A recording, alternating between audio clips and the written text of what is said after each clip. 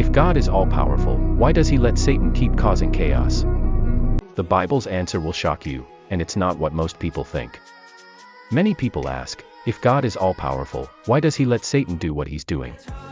Before we dive in, make sure you hit that like button and subscribe, so you never miss powerful Bible truths like this.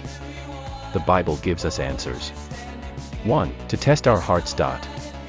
In Job 1 verse 12, God allowed Satan to test Job, not to destroy him, but to prove his faith genuine. True love for God must be a choice, not forced. 2. To reveal what's inside us.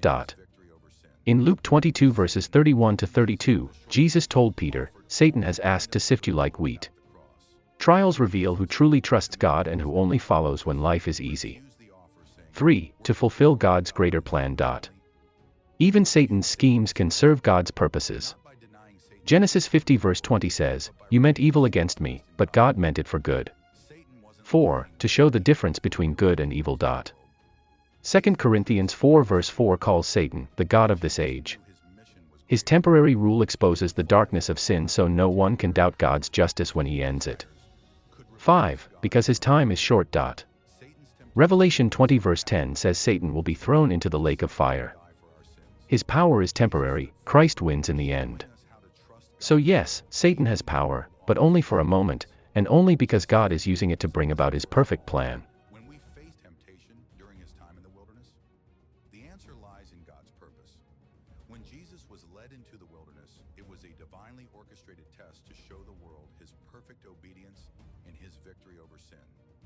Satan, tempting Jesus with a shortcut, offered all the kingdoms of the world without the cross.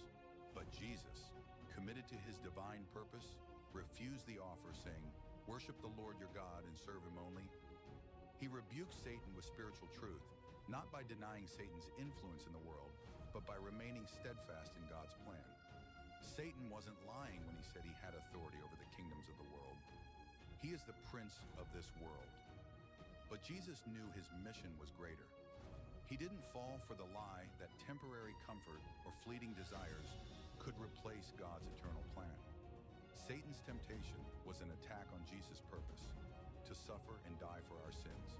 But Jesus stood firm, showing us how to trust God's will even when the world offers us shortcuts. Jesus' victory was a lesson for us all. When we face temptation during his time in the wilderness, the answer lies in God's purpose. When Jesus was led into the wilderness, it was a divinely orchestrated test to show the world his perfect obedience and his victory over sin. Satan, tempting Jesus with a shortcut, offered all the kingdoms of the world without the cross. But Jesus, committed to his divine purpose, refused the offer, saying, Worship the Lord your God and serve him only. He rebuked Satan with spiritual truth, not by denying Satan's influence in the world, but by remaining steadfast in God's plan. Satan wasn't lying when he said he had authority over the kingdoms of the world.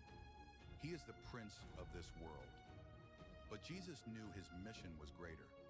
He didn't fall for the lie that temporary comfort or fleeting desires could replace God's eternal plan. Satan's temptation was an attack on Jesus' purpose, to suffer and die for our sins. But Jesus stood firm, showing us how to trust God's will even when the world offers us shortcuts. Jesus' victory was a lesson for us all. When we face